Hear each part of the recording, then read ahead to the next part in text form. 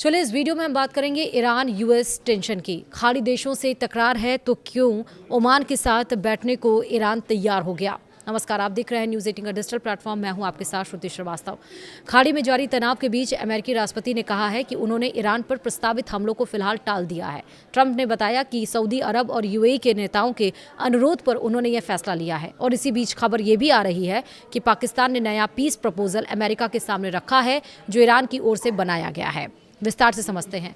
Iran America के युद्ध में अब तक लग रहा था कि जल्द ही दोनों पक्ष फिर से भिड़ जाएंगे। अमेरिका की ओर से लगातार धमकियां आ रही थीं तो ईरान भी कभी चुप नहीं बैठा। ऐसे में माना जा रहा था कि 24 से 48 घंटों के भीतर ही खाड़ी फिर जल उठेगी। हालांकि अब थोड़ी राहत की खबर ये आई है कि कम से कम अमेरिका आगे के हमलों को टालने की योजना बना चुका है। पहले से ही दुनिया भर में तेल को लेकर हाहाकार मचा हुआ है और इस बीच यह खबर थोड़ी राहत जरूर देगी।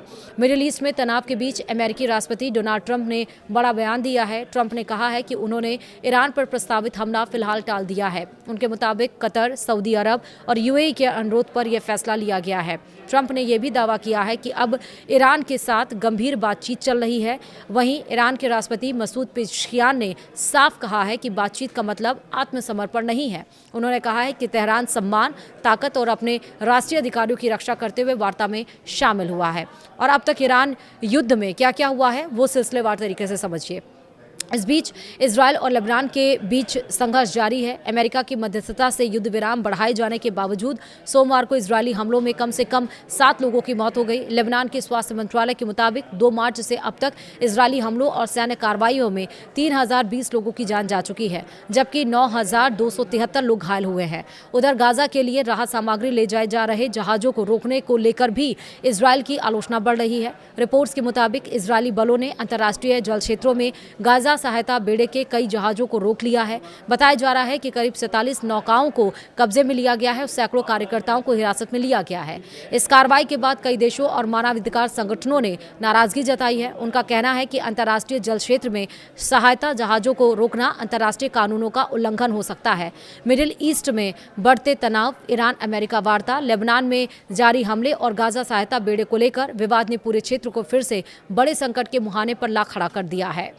अमेरिका और ईरान के बीच बढ़ते तनाव के बीच रिपोर्ट सामने आई है कि अमेरिकी राष्ट्रपति डोनाल्ड ट्रंप आज अपने शीर्ष राष्ट्रीय सुरक्षा अधिकारियों के साथ बैठक कर सकते हैं।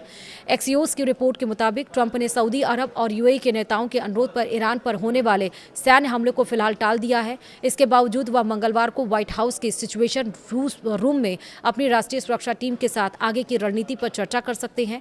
अमेरिका और ईरान के बीच जारी तनाव के बीच व्हाइट हाउस का मानना है कि युद्ध खत्म करने के लिए ईरान की तरफ से दिया गया प्रस्ताव पर्याप्त नहीं है।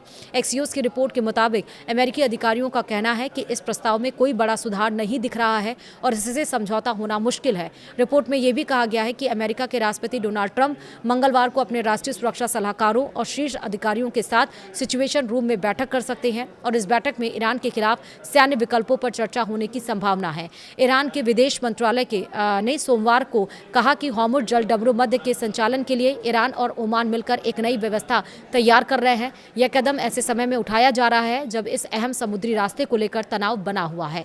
वहीं ईरान के विदेश मंत्रालय के प्रवक्ता ने प्रेस कॉन्फ्रेंस में कहा कि हॉर्मुज़ पूरी दुनिया के लिए एक महत्वपूर्ण समुद्री मार्ग है और ईरान हमेशा यहां सुरक्षित आवाजाही सुनिश्चित करने के लिए काम करता रहा है। उन्होंने कहा कि ईरान और ओमान दोनों इस बात को अपनी जिम्मेदारी मानते हैं कि इस रास्ते से जहाजों की आवाजाही पूरी सुरक्षा के साथ जारी रहे। वहीं अमेरिका ईरान युद्ध विराम के बीच ईरान ने 80 दिनों बाद अपना शेयर बाजार फिर से खोल दिया है। ईरानी सरकारी मीडिया के मुताबिक लंबे समय तक बंद रहने के बाद अब दोबारा शेयरों की खरीद बिक्री शुरू हो गई है। अमेरिका और इजरायल के साथ संघर्ष के दरमियान सुरक्षा और आर्थिक कारणों से ईरान का शेयर बाजार बंद कर दिया गया था। अब बाजार खुलने को हालात में कुछ सुधार के संकेत के तौर पर देखा जा रहा है। वहीं पाकिस्तान के रक्षा मंत्री ख्वाजा आसिफ ने कहा है कि ईरान में दोबारा युद्ध नहीं होगा। उन्होंने इस संभावना को भी खारिज किया है कि अमेरिका और इजरायल फिर से ईरान पर हमला कर सकते हैं। पाकिस्तानी चैनल जियो न्यूज़ को दिए इंटरव्यू में आसिफ ने कहा है कि इजरायल कुछ देशों पर हमला करने के लिए बेहद उतावला है, लेकिन अमेरिकी जनता नहीं चाहती है कि अमेरिका किसी दूसरे देश की लड़ाई लड़े। उन्होंने कहा कि मेरा मानना है कि दोबारा युद्ध नहीं होगा। साथ ही उन्होंने उन चर्चाओं को भी कम महत्व दिया है जिनमें कहा जा रहा था कि अमेरिका युद्ध विराम तोड़कर ईरान पर फिर से हमला कर सकता है। फिलहाल इस वीडियो में इतना ही। नमस्कार।